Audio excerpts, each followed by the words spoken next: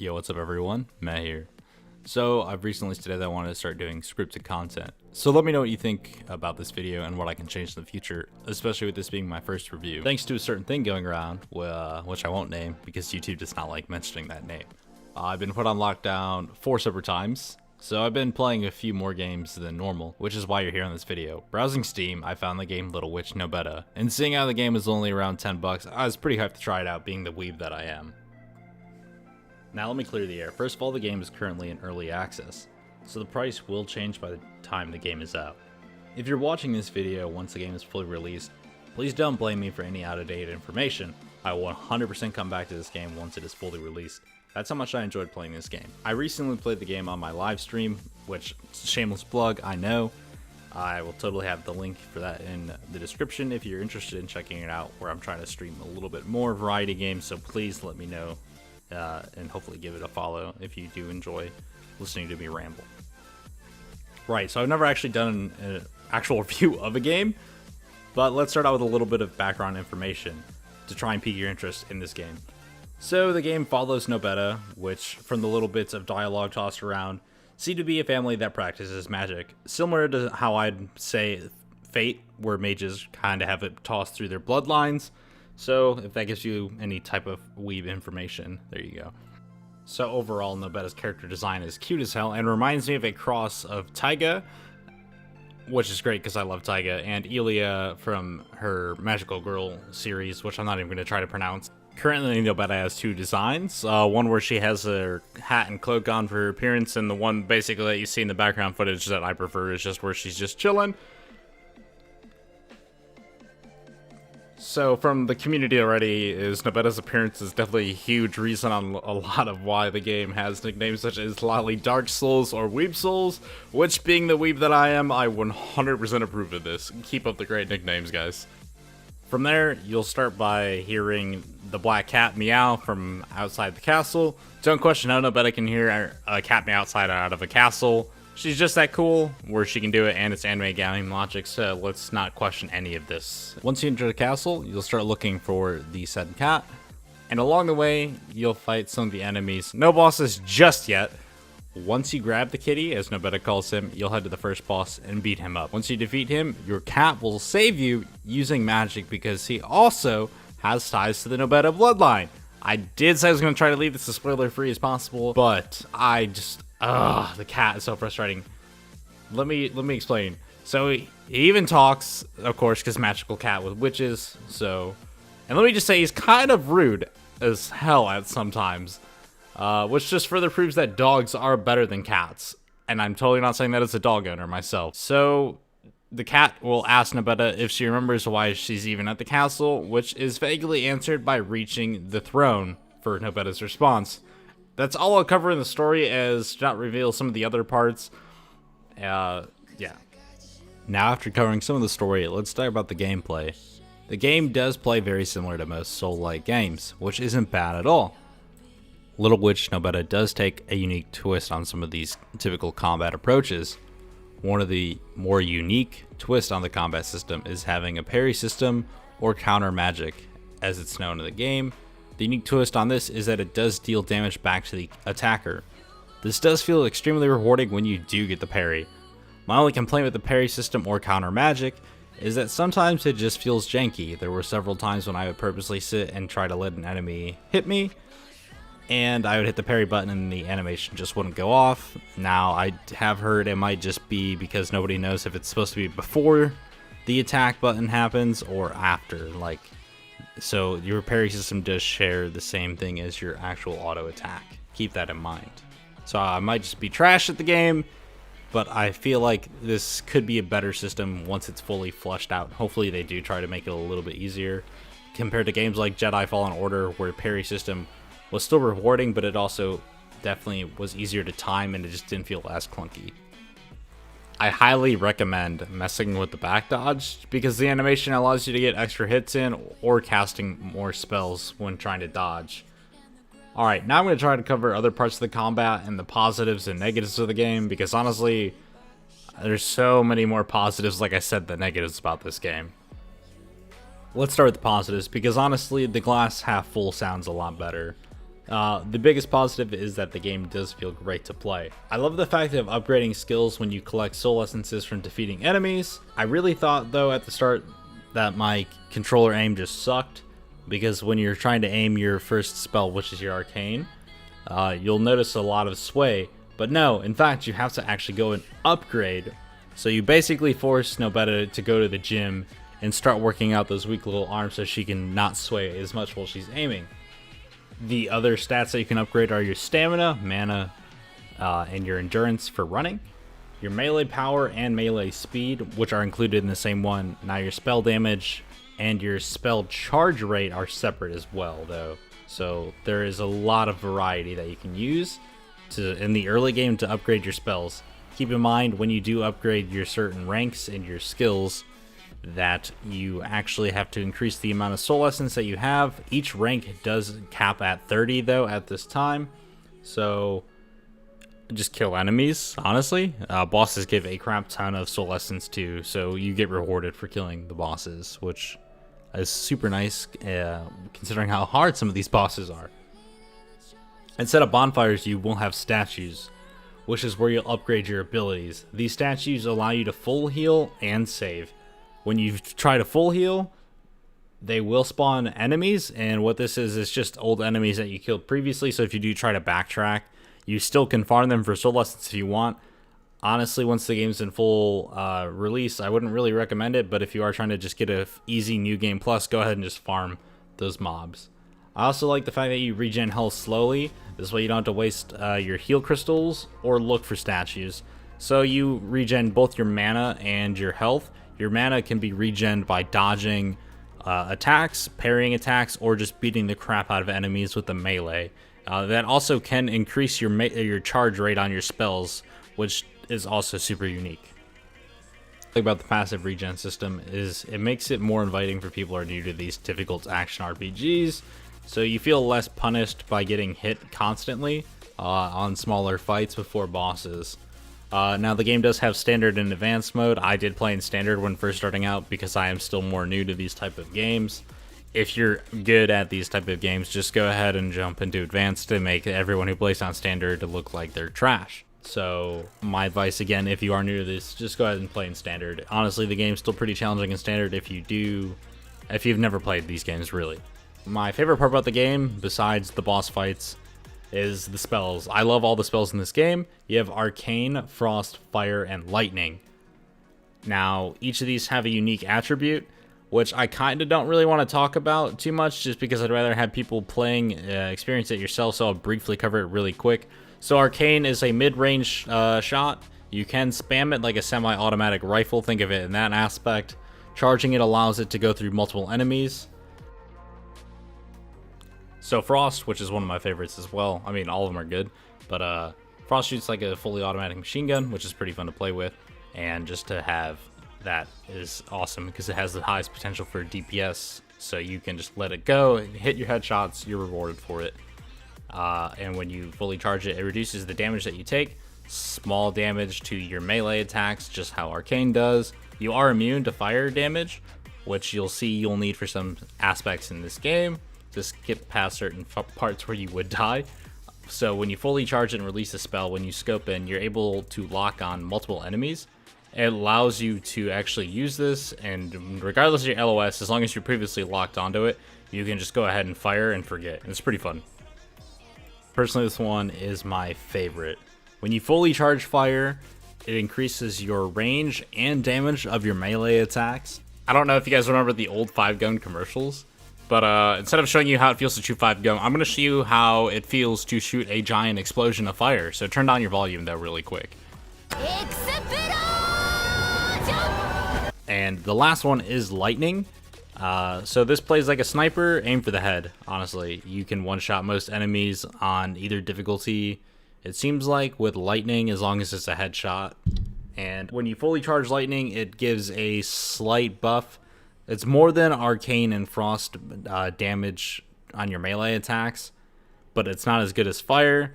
It does slow down the movement of enemies near you, though, when it's fully charged. So if you do want to play safe and still use your melee to conserve mana, Using a spell for fully charged lightning, it does put a circle on the ground that you can aim and control where it goes, and it calls down a lightning storm. Don't stand in this like I have a few times because it does a crap ton of damage to yourself, and so does fire. It basically, both those have their rewards for dealing a crap ton of damage. Just make sure you don't kill yourself with them accidentally. Your spells are upgradable ranks 1 through 3 at this time. Like I was saying previously, the way that you do this is finding chest. I will say that at the moment, the only way to get rank 3 of certain spells is to go through New Game Plus. I'm sure once the game's fully released, you won't have to deal with that. But for now, go ahead and do that New Game Plus if you want all the achievements. And I encourage you to explore because a lot of these chests are hidden in some very unique areas. And I was very impressed with some of the areas that you had to do. I recommend clearing out some of the mobs before you try to explore, because yeah, I have been knocked into lava a few times because I was just like, oh, I'll skip past it. So that's my advice. I'm not going to spoil what ranks 1 through 3 do. I will say rank 3 does increase the damage, and it increases sometimes a different effect that each spell does, so I'll leave that to your imagination. Now let's talk about some good old sound design. That was me attempting to make music with my legs. It probably didn't sound great. Oh well. So I personally do like a lot of the background music for the game. It's overall pretty relaxing and it's not too distracting like I said previously. So continuing on to sound design, I love a lot of the subtle ambiences that the dev did pick for a lot of this. You'll notice even when you're selecting spells, there's this slight sound of, it sounds like a magical like type of energy where you're swapping your auras almost, is the way I can describe it. Hits do sound rewarding when you hit them, especially when you have certain types of spells on for your melee attacks. They have that subtle difference in your smacks, and it just sounds rewarding when you walk up and smack something. Spells sound amazing, especially I love the frost sound. Honestly, it's great. The way that it sounds when you're firing a machine gun made out of ice is great, especially when you fully charge it and lock on. The sound of raining hail is amazing. So definitely I will praise the living hell out of how well that the developer took time to pay attention towards something as important as sound, and honestly, thank God he did, because it sounds great. So let's jump into design. So overall, the game does have this cute moe design, basically what they're aiming for. I feel like they did nail this on the head, specifically just in all aspects. Nobeta's design, again, is very cute and moe, which was what the developers went for. I can praise that all day.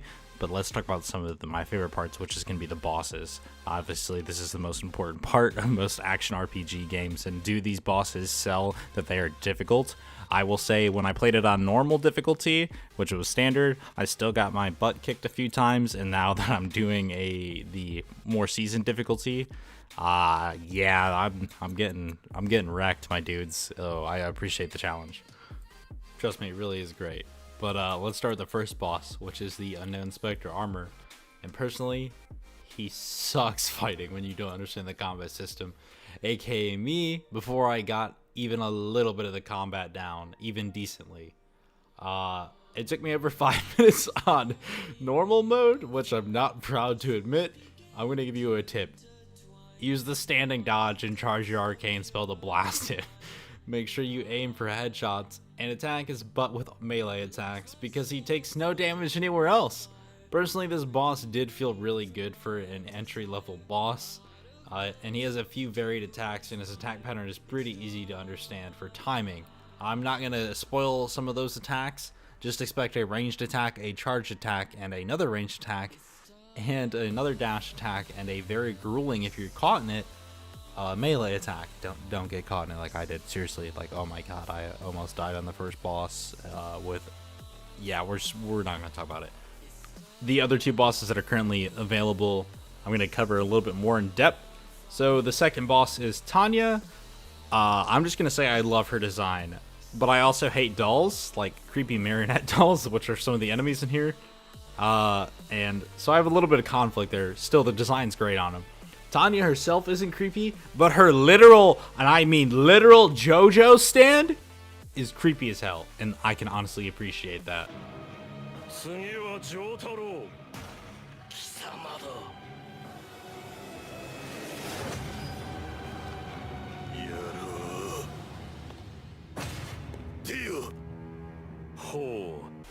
The boss fight felt unique compared to the first boss, which I know doesn't sound like much, but with how much AAA studios recycle things with a fresh coat of paint, this feels great having unique boss fights. Tanya doesn't play games. She will use Puppet Master, aka her stand name that I gave her. She will use Puppet Master to come clap you or slam you when she sees you.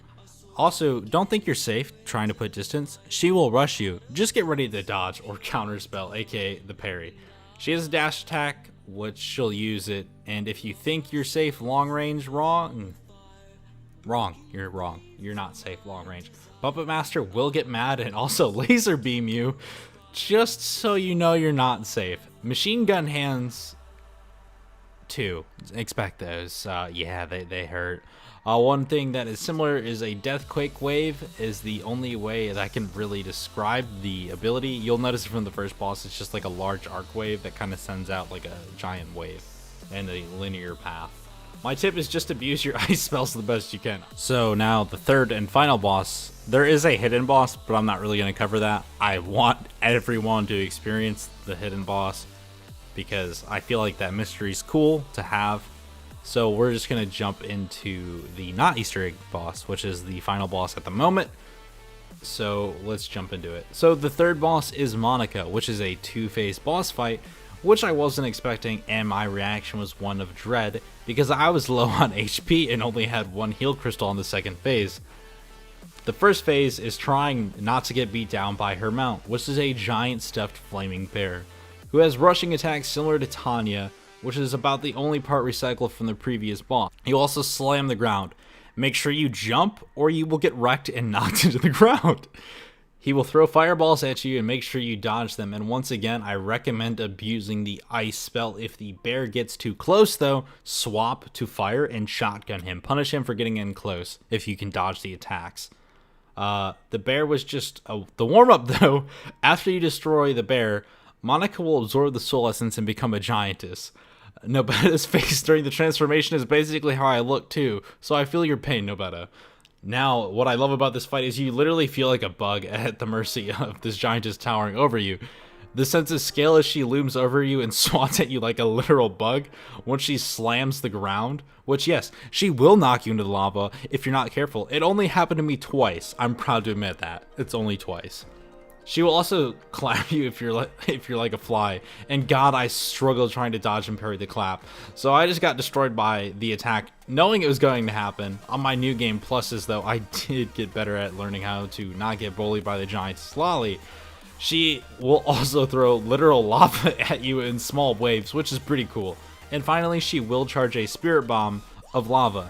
Now, if you're a masochist, you can go ahead and let her destroy the platform, or you can just shoot the spirit bomb and make her take a crap ton of damage, which I loved the little parts that were different in that boss fight.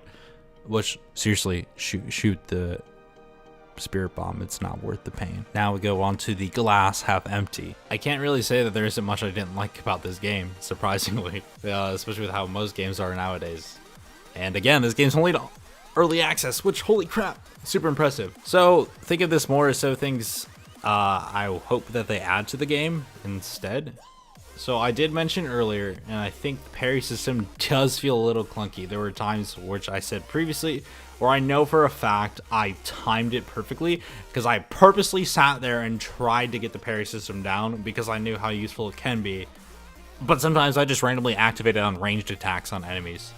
So hopefully they fix that little bit of clunkiness, or again, maybe it's just because I suck, which I kind of do at these type of games. I hope, which the devs already did say, they're going to add more mobs to fight. Currently there's only about 12 enemies, I want to say, maybe 12 plus if you include the power-up versions of the mobs where they glow red. I hope they add small collectibles that allow you to customize Nobeta more, just more so than the two current options. I know that's asking for a lot, but I feel like it'd be kind of cool to customize her, even if it's just like different colors of her hat and cape. So maybe it's a possibility. I'm definitely hoping that the story gets fleshed out a little bit more because the game has so much potential to be great, and right now they really are on track to making a great game.